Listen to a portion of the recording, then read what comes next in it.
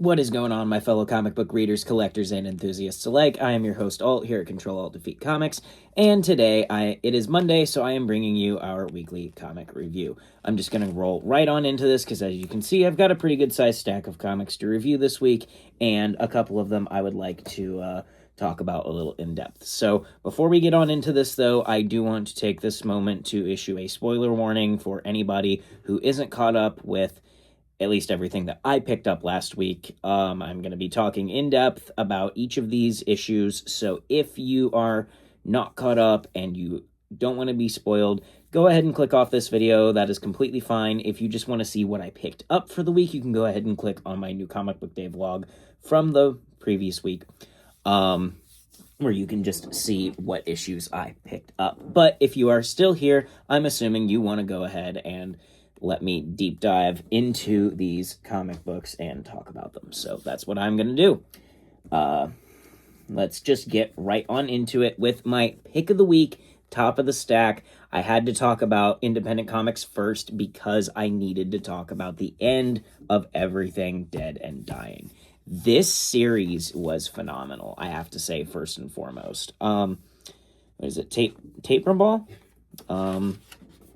Right? Yeah, Tate Brumball and Jacob Phillips on art. And the artwork is phenomenal. The story is beautiful. Like, this story is so heartfelt. It is such a different take on zombies. I've talked about this before, but for anybody who doesn't know, this story is essentially about a farmer who had a whole family, and he very much loved this family, and then the zombie apocalypse happens, and his husband and adopted daughter end up turning into zombies, as well as all of the townsfolk that he had either developed a relationship with or some kind of history with over the course of time, right? And so what happened, essentially, over the course of the story, essentially, we get a farmer who is, instead of trying to kill the zombies, he has decided he wants to coexist with these zombies. He's feeding them, he's taking care of them, and as he's doing so, they're showing not necessarily humanity, but almost muscle memory, like waking up at the same time every day, his, little girl, now zombified, but, like, still jumping in his bed every morning to wake him up. Like, it is a very heartfelt, wonderful story that by the end, the ending is so painful. And I've never seen a zombie book do this kind of story before. Again, spoiler warning, the husband and the daughter zombie both do die. And by the end of this book, he is the one that ends up having to put down his daughter, unfortunately. And it is incredibly emotional and incredibly painful, and the story it's wonderful. It is wonderful. It is 5 issues, very self-contained, very heartfelt, and I cannot gush enough about this. This book is a 10 out of 10. Like, this issue, it had me tearing up. It was action-packed and just phenomenal. The art is great. The story is amazing. I can't gush about it enough. So let's move on. Next up on the list for independent comics, we have Exquisite Corpses. This is, what is it, 9? Yeah, issue number 9. This story's been a lot of fun. I really like where this one is going here. Excuse me. And the story, it's just been a lot of fun. All of these, like, killers being unleashed in this town and, like, hunting each other and killing innocent bystanders along the way. And we get some interactions with some characters, particularly Rascal Randy, who is, or was, one of my favorite killers in this, and he gets taken out, which is unfortunate, but this story is really good. It is, who is on this? Written by Tyler Boss and James Tynion IV. The story's been great. Really enjoyed it. Gonna have to give this one, I would say, an 8.5 out of 10. It was a really enjoyable read. I don't think it quite kept the same momentum, though, as its previous issue. The previous issue was really good. Next up, we have got Capes by Robert Kirkman. This is a Invincible Universe spinoff. This is actually a remake of an old story, but then after issue 6, it is going to be all new content that did not exist before. This was a pretty good issue. I mean, kind of your typical Robert Kirkman superheroes and sort of over exaggeration on the arts. Mark Englehart is on the arts on these, and it's good. It's good. It's a fun read. It's something that I think if you like the Invincible Universe and you like that kind of storytelling, it's going to be enjoyable. It's going to be a fun read for you.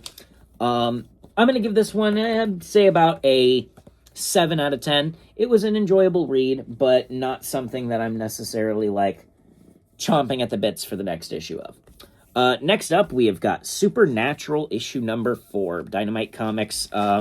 This one, again, it is a spin-off of the show, Supernatural, and I am a huge fan of the show, so I have a very big bias, but I really enjoyed the story in this, of this, like, library that, like, makes people basically, like, stay there, and then you get killed and your ghost, like, haunts the library.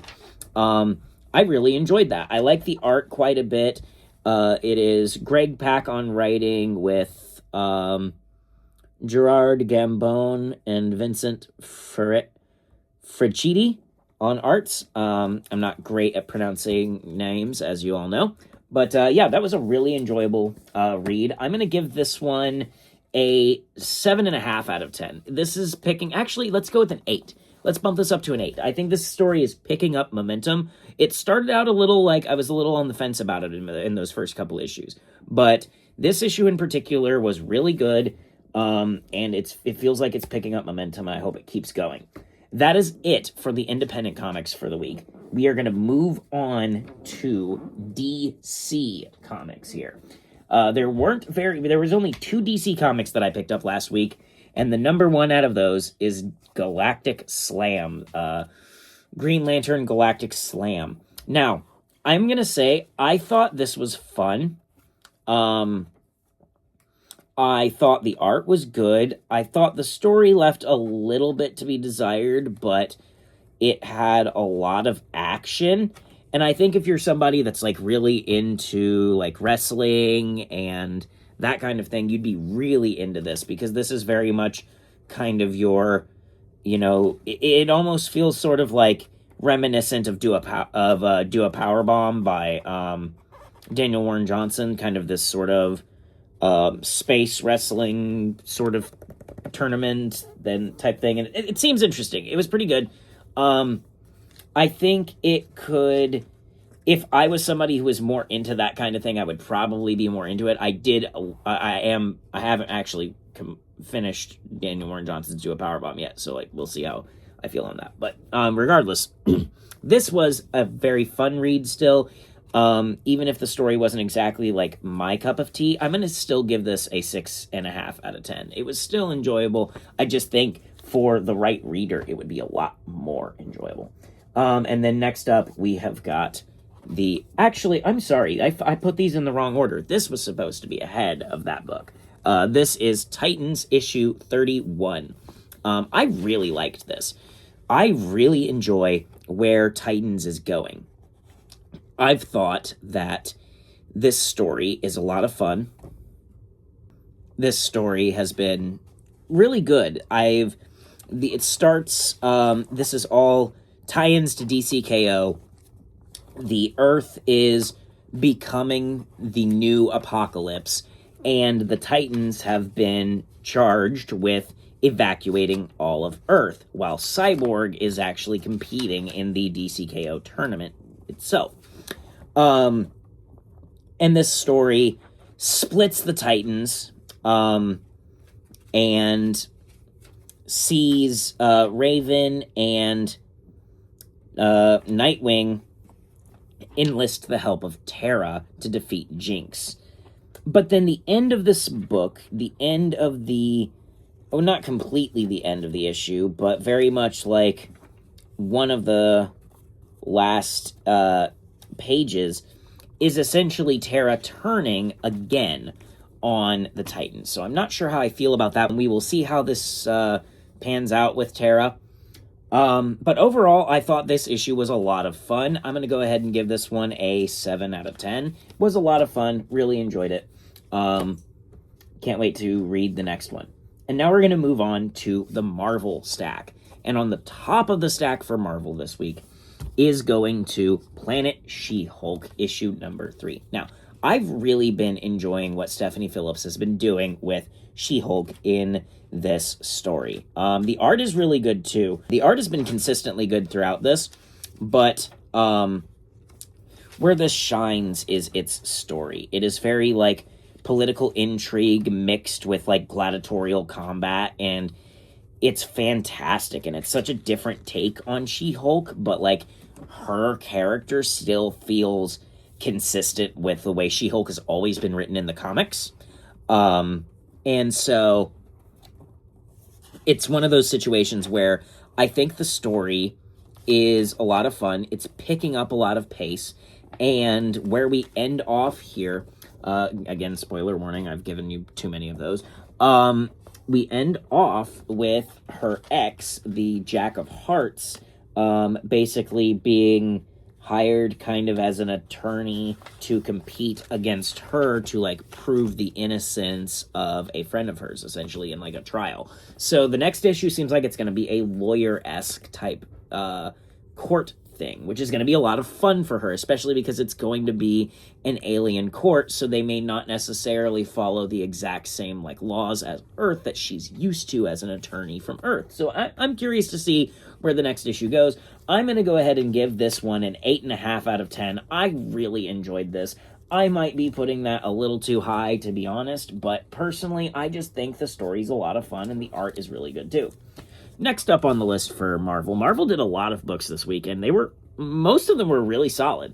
The next one is Black Panther Intergalactic. This is issue number 2. This was the spinoff, another spinoff of Imperial. And this one sees Black Panther taking on a like clone of himself with the powers of Otto Octavius, essentially, and also features what is very clearly going to be the next thing that he fights, which is going to be a Juggernaut.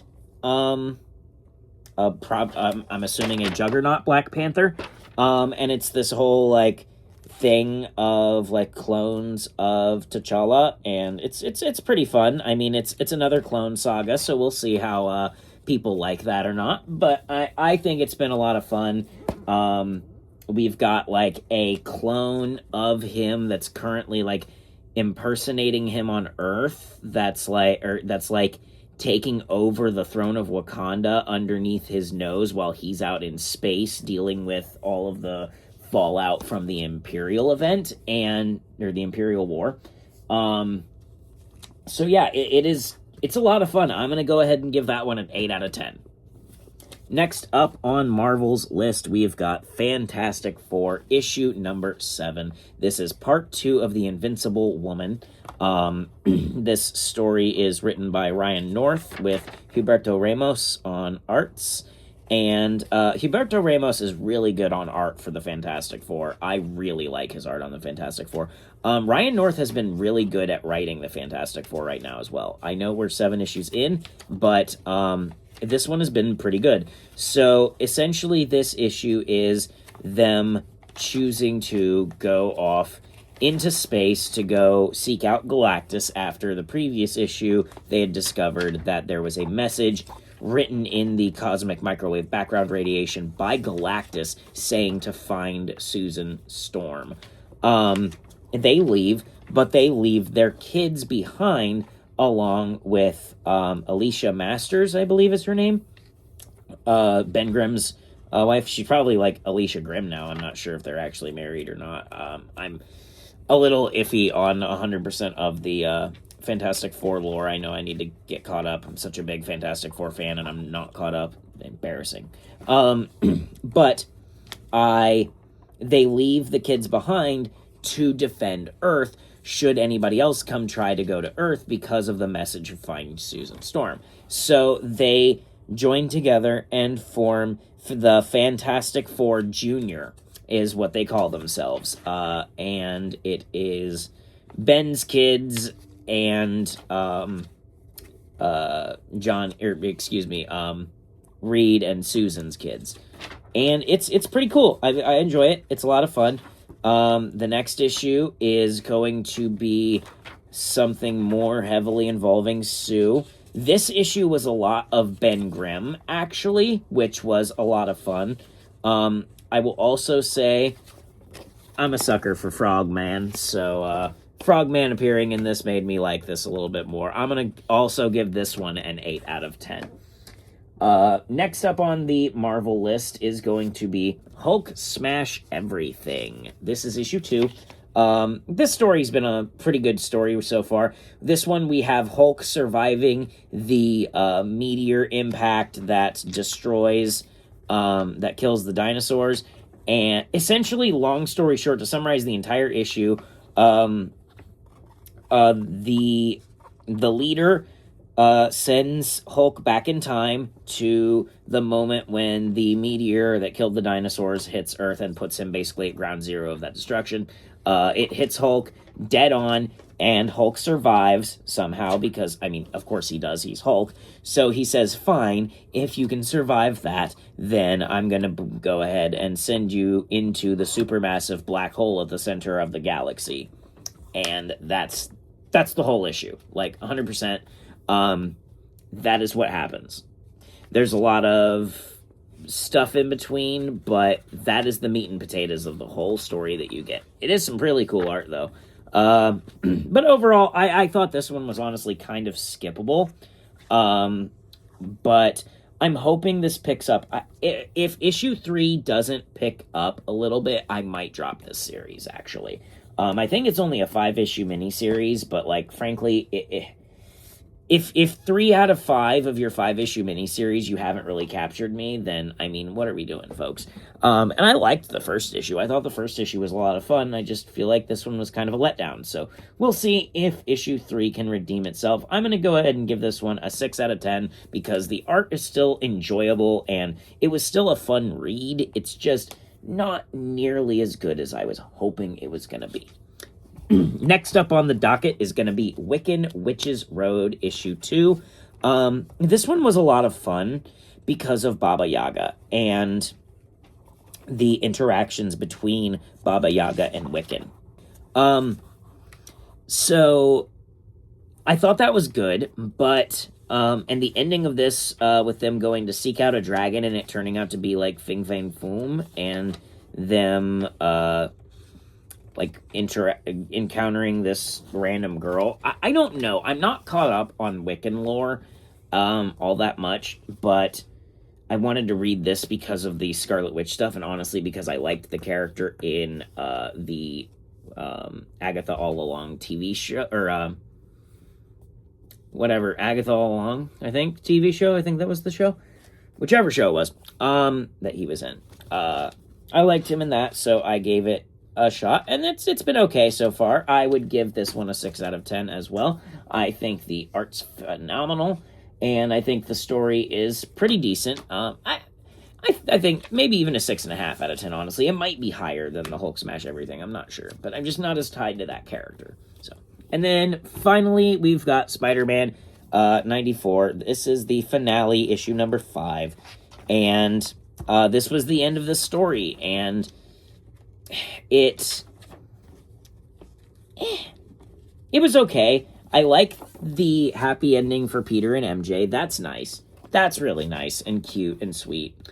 But overall, like, the story with Morlun and his clone Kane, it just didn't really do me. He's not really one of the villains that I enjoy out of this. I did like Craven's interactions throughout this issue, though, I will say. But overall, I just think this entire story, start to finish, was kind of disappointing. It wasn't what I was hoping for out of a continuation of the Spider-Man animated series. And so I'm going to go ahead and give that one a 5 out of 10. It was just not the best and most satisfying, in my opinion, when it comes to finale. So overall, I've got to give, for my pick of the week of everything, like I said before, it is going to Everything Dead and Dying issue 5. Interesting that the top and the bottom are the finale to a series. One is a great example of how you do a phenomenal mini-series. Another is a example of how you do not do a great continuation to a beloved show.